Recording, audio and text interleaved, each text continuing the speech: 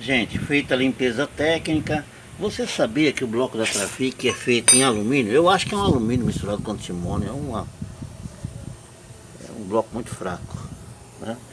E depois da limpeza técnica, é normal que saia tinta, porque ele é pintado de preto. Olha, resquício da pintura preta aí, né? Então ele fica... A, a, a limpeza técnica também deixa o metal assim, ó, tá? Então é importante que logo depois, no caso aqui já estava instalado o virabrequim, você oleie o virabrequim com óleo diesel.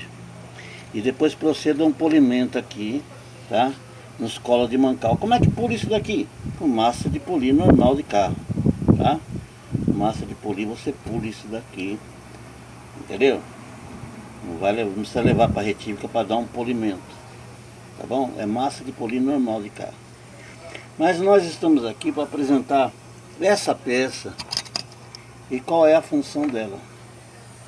Qual é a função dessa peça? A função dessa peça aqui é passar, transformar a força, entendeu? Da explosão do cilindro, a força motriz, em força cinética. Aqui é o princípio da roda. É o princípio de onde o carro vai rodar, né? Aqui ele transforma a força em força cinética para que haja tração nas rodas. É o virabrequim, a famosa árvore de manivela. E aqui, ó, nós vemos aqui, ó, eu tô aqui, ó, ele tá sem o volante e ele tem esses contrapesos. Esses buracos que vocês veem aqui, ele serve para pegar óleo do cárter, tá vendo aqui, ó? Ele pega um pouco do óleo do cárter e joga lá para baixo do cilindro. Lubrificação por respingo, tá? Embora a Trafic também injeta óleo através da biela. Para quem já viu os vídeos de montagem do canal sabe disso daí. Não é necessário explicar aqui. E esses contrapesos, eles são para dar o balanceamento, principalmente o balanceamento de torque, tá? Então tem esses contrapesos no virabrequim. Ele tem que virar livre assim. Só que é assim, ó. Eu vou pegar isso daqui e vou virar, tá? Vou virar com uma certa rapidez, olha. O que é aqui? O que me permite virar sem o... E você vê que logo que eu largo, ainda que eu faça uma força tremenda, logo que eu largo, para. Então, nós vamos instalar o volante do motor e você vai ver que vai fazer toda uma diferença. Embora assim com a mão, né, com pouca rotação, você vai ver que logo que eu tirar não para, ele vai dar uma ou duas voltas a mais. Entendeu? E aí a gente vai explicar essa peça com o volante do motor e todas as demais peças, tanto do carro diesel como da gasolina, a importância que tem, a grande importância que tem. Cada carro, cada motor, certo? Vale lembrar que tem um virabrequim e um volante diferente para dar uma faixa de torque, certo? Eu vou ilustrar para vocês, por exemplo, o motor 4100 da Chevrolet. 4100 de 6 cilindros. Ele equipa o automóvel Opala, que tem um virabrequim e um volante e uma taxa de compressão pré-determinada para uso do automóvel. Equipa a caminhonete, certo? Acho que é 4100, né? 3100, a caminhonete antiga da Chevrolet. E da mesma forma é mudado o virabrequim e o volante para dar outro tipo de torque, certo? E também equipa o caminhão Chevrolet C60, um caminhão, certo?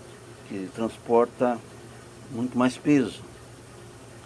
Então ele tem um outro tipo de volante, um outro tipo de virabrequim e uma outra taxa de compressão, certo? E isso nós vamos estar explicando curva de avanço, curva de torque.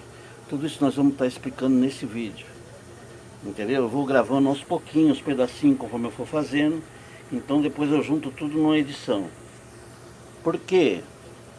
Porque é necessário que você saiba, quando você vai mexer no teu carro, você vai mexer num carburador, num distribuidor, a importância disso que tem. Tem muita importância mesmo, certo? Tem pessoas que, ao invés de arrumarem o carro dos outros, sei lá, estão dando verdadeira dor de cabeça nas pessoas. E eu vou explicar e provar isso por A mais B. Entendeu?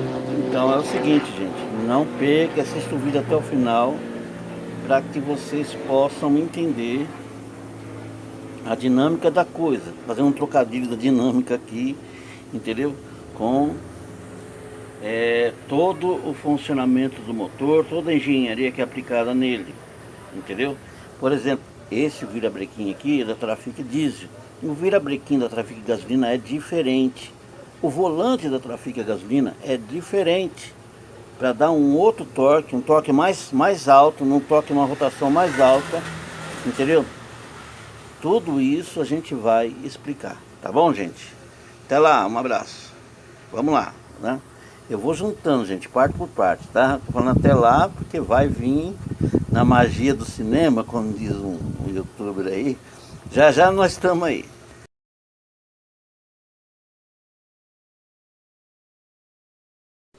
Então, gente, essa animação, ela ilustra o funcionamento de um motor a explosão ciclo Otto, 4 tempos, né? Então ela tem o tempo de admissão, onde ela admite o ar, ela comprime o ar, entendeu? Comprime a mistura, no caso a gasolina admite a mistura, comprime a mistura, certo? A explosão, que é o que gera a força motriz, e a exaustão. O único ponto que tem aqui que gera força motriz é a explosão. Na parte de cima nós vemos o cabeçote, com seu comando de válvulas, os balancins, as molas de válvula, certo? Que ela determina os tempos em que há admissão, compressão, explosão e a descarga, certo? Na parte de baixo nós vemos a biela, que liga ao virabrequim, que transforma essa força da explosão em força cinética. Acontece que esses 3 tempos que não produz força motriz tem que ser compensado de alguma forma, porque senão o carro não teria força nem para sair do lugar. Então nós vamos hoje verificar como é que isso é compensado, gente. Como é que ele é compensado, como é que se determina no motor, no projeto do motor, qual é o melhor torque, quantos metros, quilograma força ele desenvolve, certo? Então tudo isso vai ser mostrado na prática. E você preste atenção, preste muita atenção, certo? São 4 tempos. Existe o motor de 2 tempos, né? E existe o motor de 4 tempos. Nós estamos falando do motor de 4 tempos.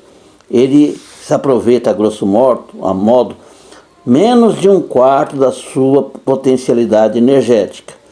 Por causa disso, tem que haver uma compensação por inércia, certo? Por inércia. É como se fosse uma coisa, um embalo. Certo? É um embalo que dá para que isso aqui seja compensado. E nós vamos mostrar isso daí. Entendeu? Gente, não perca, tá? Essa série de vídeos, porque depois disso eu não vou fazer mais. Desse tipo de vídeo não vai ter mais. Entendeu? Porque a gente sente que está falando só. Para vocês verem. Vou virar esse motor.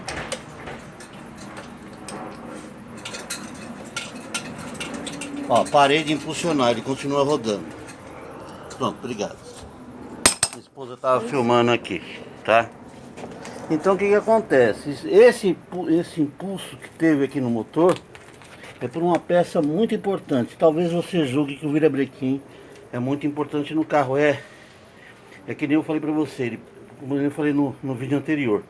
Ele pega a força motriz, a força de explosão e transforma em força cinética. Só que quem fez esse motor, se você, essa peça aqui, que é o volante do motor, certo? Não seria possível transformar essa força. Por quê? Isso aqui, ele trabalha no embalo, numa força cinética. Quando não está instalado, que nem no vídeo, que nem há pouco eu mostrei para vocês, você só consegue virar uma vez só. Você pode pegar e embalar ele, quando você soltar ele vai parar imediatamente. Ele só continua por conta do peso disso daqui, do volante do motor. O volante do motor, o virabrequim, certo? E a taxa de compressão, ele é responsável pela curva de torque. Chega, ele impulsiona os outros três tempos que não produzem a força motriz. Ou seja, a compressão, certo? A admissão, a compressão e a descarga. Esses três tempos não produzem força motriz. Ele não produz a força motriz, então ele precisa ser compensado. E quem é que compensa esses tempos? Por inércia. Esse cara aqui. Então cada um dos 4 cilindros, ele impulsiona isso daqui. Para você entender direitinho, é a mesma coisa que você tentar subir um carro, um carro manual, uma rampa, uma ladeira, em quinta marcha. Você consegue começar em quinta marcha? Você não consegue. Você consegue colocar a primeira, depois a segunda, depois a terceira e assim por diante para aumentar a velocidade. Vamos supor que cada explosão, certo, de cada cilindro impulsiona isso daqui. Por isso que quanto mais cilindros o motor tem, mais impulso ele tem, mais força ele tem. Entendeu? Então veja bem, são 4 cilindros, entendeu? Que impulsionam isso daqui, que determinam uma curva de torque por inércia. Tudo no carro tem que vencer a inércia. Isso aqui vence, é a primeira a ser vencida. Depois o câmbio é multiplicado para vencer a inércia do peso do carro, certo? Ele vai, você embala na primeira, puxa uma segunda, ele já está embalado na primeira, aí ele vai, continua naquele embalo, na terceira. Tudo é uma questão de vencer a inércia, certo? Então o que que acontece? Essa peça aqui, muito desprezada, o pessoal acha que é só para acionar o motor de arranque, outros acham que é só para acoplar a embreagem. Não, ela é pesada e o peso dela, mais o custo da biela, mais a taxa de compressão, determina, certo, o torque. O torque é a curva de torque. Chega uma hora em que a rotação disso daqui alcança um embalo tão perfeito que chega ao melhor momento de torque. Você já ouviu falar isso aí? Melhor momento por quilograma força metro. 20 quilos, não sei quanto de torque. 17, 25, 30 quilos. 30 kg MF, quilogramas por metro força. Exatamente isso aqui que dá para os engenheiros, entendeu? Esse desenvolvimento. Olha, esse motor ele vai desenvolver próximo de 30 metros, 30 quilogramas por força metro. Por quê? Porque existe uma taxa de compressão, certo? Existe um peso no volante do motor, entendeu? Que vai fazer ele embalar e vai chegar a determinada rotação. Isso vai ter um movimento perfeito, entendeu? Que a inércia dos 3 tempos não vai ser nem sentida. O embalo vai ser tão grande que somente as explosões vão ser muito bem aproveitadas, certo? Então, a força motriz, ou seja, a combustão é uma coisa muito ampla. Isso chama-se motor a explosão, tá? Somente as explosões dos cilindros vão gerar a força motriz, porque ele está no embalo. E aí ele tem o melhor momento de torque, certo? Um 342, um 342, um 342, e a força ali só das explosões. Porque esse daqui compensou a perda de potência dos outros 3 tempos. É uma questão de física, certo? Muito bem bolada. Sabe aquele motor que você gosta, elástico, que tem aquela força, que você sente o carro pegar, aquela pegada do motor, que dá prazer de trocar marcha? Tudo isso é proporcionado por essas duas peças aqui, ó. É desenhado para proporcionar isso no carro. Cada motor tem sua característica. Um super quadrado, de aceleração rápida. Outro motor longo, certo? De curso longo, certo? Um motor mais elástico, uma faixa de rotação mais cadenciada. Entendeu? É isso daí. Motor super longo, por exemplo, o motor longo, ele é um motor de muita força, pouca rotação. Vamos exemplificar aí um motor GM antigo, Opala, um motor 6 cilindros, né? 4100, né? Um motor aí super longo, motor de 4.500 rotações só, mas um motor que tem muita força, né? Muito torque, entendeu? Dá torque em média rotação, né? Já o motor super quadrado, ele não tem força, mas tem desempenho, ele tem virar, ele vira muito. Por quê? O curso do pistão é pequeno, consequentemente o virabrequim é mais impulsionado. Para esse tipo de motor, esse volante tem que ser leve. Por quê? Tem que ser mais leve. Por quê? Para proporcionar o melhor torque, entendeu? Numa rotação mais baixa, porque a rotação dele é muito rápida, a aceleração muito rápida. Chama-se motor super quadrado. O que é motor super quadrado? Um motor que tem o diâmetro do cilindro e o mesmo diâmetro, a mesma medida do diâmetro do cilindro é o curso do cilindro, certo? Então, o que é que impulsiona isso daqui? As explosões. E isso impulsiona o câmbio. O que é que impulsiona o carro? As marchas. Entendeu? É isso daí. Então, isso aí é uma parte que é muito complexo, entendeu? Agora, essa curva de torque aqui, ela acompanha, entendeu? Um momento do carro que tem que estar lá certinho, que nós vamos explicar no outro vídeo. Se eu fizer um vídeo só, dá mais de 1 hora de vídeo, gente. Entendeu? Que é o momento da explosão. Tudo isso daqui é uma parte da engenharia do carro. Depois disso aí, os engenheiros se debruçam e vão determinar e vão regular da melhor maneira possível o momento da explosão. Tudo feito com o momento da explosão. Vamos supor que o carro for carburado, qual carburador usar? Vamos supor que o carro seja injeção, que tipo de bico usar? Como que o módulo vai gerenciar isso daí? Certo? O distribuidor tem que chegar, vamos supor que num carro antigo, o distribuidor tem que chegar com a centelha certinha, no tempo certo. Um pistão ele se movimenta em média no carro nacional aí de 17 a 22, 23 metros por segundo, aquele movimento que ele faz para cima e para baixo, entendeu? Dá mais ou menos essa média num carro a gasolina, entendeu? Num carro de Fórmula 1 então nem se diga. Então veja bem, tudo isso daí é para construir o motor de uma forma que ele possa aproveitar melhor a sua capacidade energética, né? Daí você fala assim, o motor daquele carro é muito bom, eu vou colocar tal motor de tal carro. O pessoal, os gambiarristas, né? Vou colocar o motor de tal carro, né? Então, mas não é bem assim, né?